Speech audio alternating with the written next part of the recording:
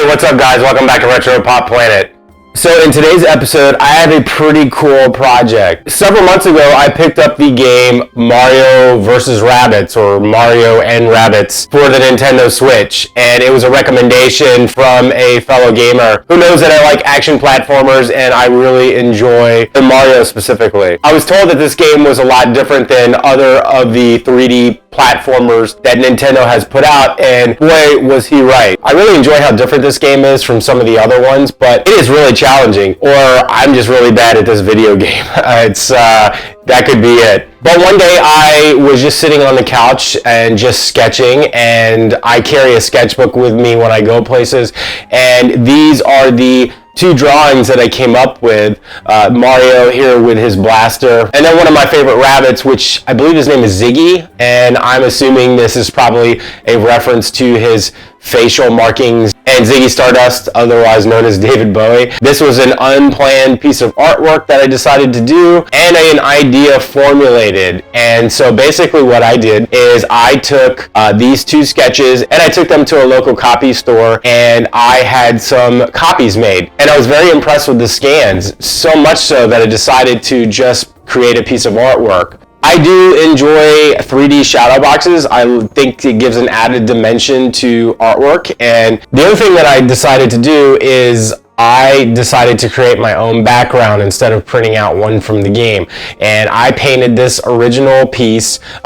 It's not great. It's got some areas that I would have wished that I had done a better job on. But backgrounds have never really quite been my strong suit, and I'm learning. I do take a lot of inspiration from the classical Disney animators and some of the incredible background artists, you know, in movies like Pinocchio and Snow White. I just think the backgrounds on those are absolutely incredible. But I also wanted to inject a little bit of vibrancy that the Nintendo universe, specifically the Mario universe, encapsulates. So I created this piece, and again, once I was able to scan this and print it out at the copy store, I was really impressed with the vibrancy and the sheen.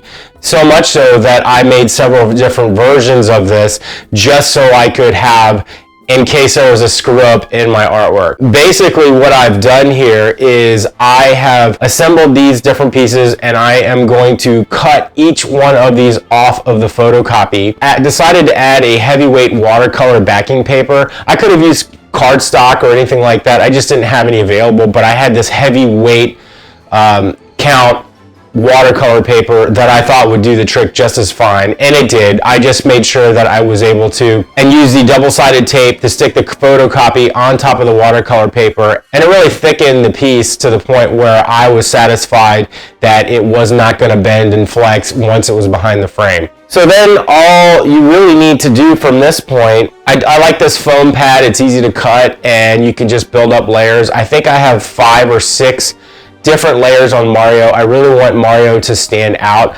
He was going to be the focal piece, and Ziggy is going to be a little bit further back in the middle ground. So Mario is in the foreground, Ziggy is in the middle ground, and then everything else happening in the background is just going to stay flat.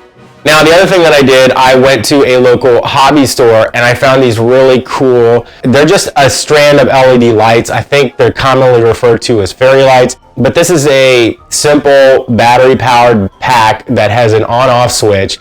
And what I'm doing here is I have these styrene rods that I found. Now, originally I was going to use this wire, but the wire itself was not quite strong enough. So I have these styrene rods that I found at the same hobby store, and I discovered that this fairy light strand, even though it's 7 feet, can completely wrap around and stay firm with just a little gluing. Originally I decided to add tape, but the tape wasn't as effective as just wrapping it and making sure that it was wrapped tightly. And then I've taken this batting that I used on a previous video where I made a vintage Cabbage Patch style doll, and I had a ton of this doll batting left available. So what I did was I then started wrapping some of that around my rod after I had drilled the hole to allow the wire to affix to the back of the frame. I got this 3-pack of frames from a Michael's craft store. I think it was like $25. So I have 2 more frames that I can use. This one is a pretty good thickness. I'm really happy with the depth of this. I think it's really gonna make the product stand out. And basically what I did is I took the background and I just taped it with the same double-sided tape to the back of the frame itself, and then I drilled a small hole to allow the wire pass through. I was then able to add this light strand, which is going to simulate his gunfire. I'm not sure what these guns are called. I think they're just a type of cannon or blaster or something. And this is what you can actually upgrade in the game. This is your primary weapon. You also have some other features. You can do a sliding tackle like they do in soccer, and you can also sort of bounce on their heads. And this is something that if you are planning on doing one of these types of artwork yourself, you don't actually have to add this lighting feature. I just thought it would give it a little bit more character, and so from there I was pretty happy with the results. And we are back, guys. This is the finished piece. I think it looks pretty cool. I am happy with the way it came out. As I mentioned, I wish maybe the background was a little bit more, I don't know, maybe had a little bit more depth, a little bit more realism, but overall, I'm pretty happy with this as a first result. And because I did all of these characters independent of one another, you can basically change any background scene for your own customization. That's what's great about this type of artwork, is if you can do each piece independent of each other, then you can just sort of add pieces as you go.